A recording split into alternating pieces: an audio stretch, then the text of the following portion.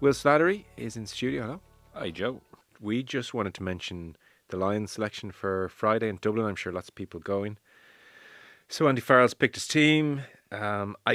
Understandably, a lot of the Leinster contingent are rested. Marcus Smith's at 15. Don't know, is that going to be a thing? Tommy Freeman plays on one wing, Duan van der Merwe on the other. Bundyaki is in the centre with Tuipulotu. That's a beefy centre partnership. Finn Smith is at 10. Alex Mitchell at 9. Northampton teammates. I'm sure a bit of kind of comfort in that. Finlay Bealham gets the nod at tight head with Lucan Dickey and Ellis Genge. And then second row, Tadhg Furlong plays. He's with Maro Itoje, of course. Back row, Tom Curry, Jack Morgan and Ben Earl. On the bench of the Irish contingent, Ronan Kelleher, Tadhg Furlong and Mac Hansen. So any strong thoughts on this first 15? Tadhg Furlong's inclusion on the bench is eye-catching. Why? He hasn't played since the Northampton game, the Maybank Holiday. The last time we saw him suited up in Leinster gear was 2 weeks after that against Glasgow, where Leo Cullen said Tadhg mentioned he couldn't come on because he had a muscle complaint. Last week in Portugal, the Lions forwards coach John DeLille said he was available for selection for Leinster. Now, he's obviously not in the Leinster coaching staff, but he did say ahead of the final he was available for selection. He didn't play in that game. Since then, there has been kind of very, Rudd was talking about in the podcast as well about maybe the idea that some guys, if they really, really had to, if it was a Champions Cup final potentially, could have played last weekend, and now he's back in Lions gear and playing this week. So that did catch my eye, I must say. Maybe they felt Clarkson, Slimani was a good duo, as it proved. Yeah. Match fit and hardened and all that kind of thing. So yeah, I guess it's going to kick off now. Rob Kearney in studio tomorrow. We thought we'd chat to him about life as a Lion, his memories of 09 and 13 and what he makes of it all.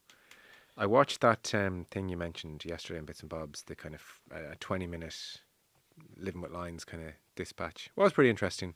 It definitely was cool. Sexton basically coaching Marcus Smith how to kick a ball. And like Smith really taking it on. Yeah. No, it's a good insight. And, Andy Farrell is not, we don't get that many insights behind the scenes of him talking to the players and the team in a kind of candid environment. The ones we have seen didn't seem overly candid, to say the least. Whereas this time he's talking about Finlay Bealham, giving him the call up and a couple of other insights. So if that's what we're going to get throughout the tour, it's no harm. Like oftentimes when teams post clips that we saw from Northampton after the Leinster game, maybe teams are getting more open to showing the inner sanctum in kind of a raw environment. So yeah, I did think that was interesting. I think there's a few interesting things in that team as well, not just Tadhg Furlong. Yeah, like you're trying to say who can steal a march here. Like I think Alex Mitchell and Finn Smith, the half-back pairing from Northampton, like they have the club cohesion piece, so they don't need to be brought up to speed massively. Like if you're pulling Gibson Park and Finn Russell, say, who maybe are in most people's eyes the leading contenders, they've never played together. Gibson Park is carrying an injury. We still don't know really what the coaching staff thinks of Finn Russell. I know Johnny Sexton's trying to rewrite history about what he said. He loves him. He loves him. I was talking about something completely hypothetical. I think if Alex Mitchell and Finn Smith play really well on Friday night, it will be hard to dislodge them from the test team, even though it's only early doors. Okay. I thought, by the way, what Sexton was telling Marcus Smith, he was Smith was coming at the ball too much of an angle. So Sexton, no, a bit straighter. There you go. Try that. And Smith seemed to like what he found. So it was a pure strike of the ball. You could hear it. Yeah, it's like he had less adjustments to do, coming less of an angle. Just it'd be easier actually. And it's true on Farrell. Like, put it this way, those poor suckers at Netflix who paid all that money, they got no Andy Farrell compared to even just this first 20-minute edition of the Living with Lions. So I'd say they're sitting there going, bloody hell, because they're at the Shelburne Hotel, obviously been in Dublin the last while. We got Farrell, everybody in the room, and it was, it was things like, and the emotion of Ellis, because, I didn't get to ring the rest of you guys to tell you you're playing, because that's how not the announcements work, but I got to tell Finlay, it was a beautiful call. And you were crying, Finlay, weren't you? Finlay doesn't respond. You were, weren't you? Finlay, yeah. Home room, everyone laughs. Yeah, except him. Yeah. And then Farrell was like, I got teary as well. But then he went around the room and asked each player to, a good question, perfect for team building. Name a player that you've been impressed with having worked with them. And they kind of went around, did their thing. Players, a bit embarrassed, mumbling. Mac Hansen was good. Who did you tell me? Marcus Smith. Marcus Smith, yeah. Knew he's a great player, didn't know he's such a great guy. Yeah. thought he might be a bit of a, and then it's disastrous out. We don't know what the word was that he used, but it's great to get those little insights. I feel like Andy Farrell, despite being here since 2020 and as an assistant coach for 4 years before that, I feel like I don't know the guy at all. I feel like I've never seen him speak in a manner other than the press conference. You know, we hear so much about what he's like behind the scenes.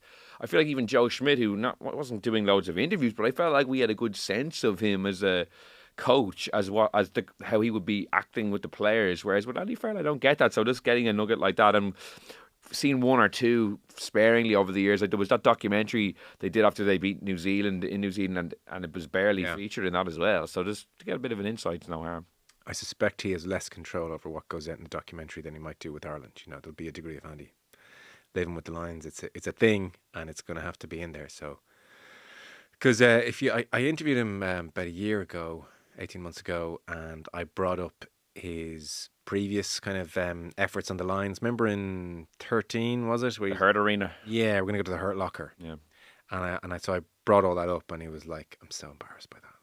I'm so embarrassed by all that guff. Because he was like, I was playing a part, and now my big thing in life is just to be myself. So I guess we'll see that now. It's cool. Interesting, because everyone raved about him at that time. Yeah, and I'm sure at the time they're like, whoa, you know, it's Andy Farrell. He's amazing. Yeah.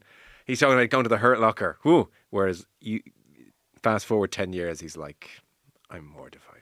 But the idea of playing off part is funny because it must feel very performative in some sense because you know what living the lines is and you've seen it. Yeah. And sometimes you must always feel like you either have to be a crack merchant or if you're a coach that every speech you give needs to be Jim Telfer like. It must maybe play with your mind a small bit. No, it's true. They're season 8 of Big Brother. Yeah. They know how it works.